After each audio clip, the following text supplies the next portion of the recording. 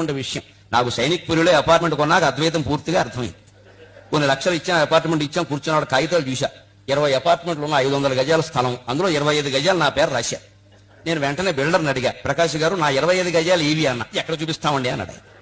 అందులో 20 అపార్ట్మెంట్లు కట్టాక నా 25 గజాలు నాకు ఇవ్వండి, డబ్బు తీసుకున్నారు కదా మీరు అన్నాను.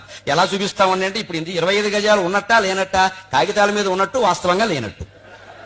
ఇంకా అర్థం కావాలంటే అపార్ట్మెంట్ మధ్యలో కూర్చున్న కుర్చీ వేసుకుని ఇచ్చాం కదా, 25 లక్షలు కూర్చోవాలి కదా. కూర్చున్నాక చూసా ఈ అపార్ట్మెంట్ నాదేనా. కాకపోతే గరికపాటి నరసింహారావు సన్న సూర్యనారాయణ రిజిస్ట్రేషన్ జరిగింది కదా, డబ్బులు ఇచ్చాం కదా. కానీ నాది కాదని అర్థమైంది. ఈ గోడ చూసా, ఆ గోడ నాది కాదు. అక్కడ పక్కన సరిపడికల పాపయ్య ఇంకోడు ఉన్నాడు, గోడ కామన్. ఏమన్నా మీకు కొడితే వాడు వస్తాడు, చప్పుడు అవుతుంది.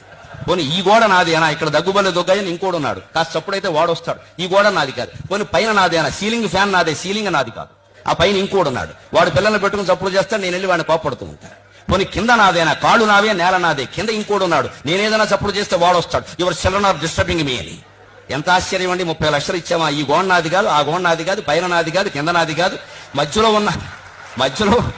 మధ్యలో ఉన్న శూన్యానికి 30 లక్షలు ఇచ్చింది నాది అనుకుంటున్నావే.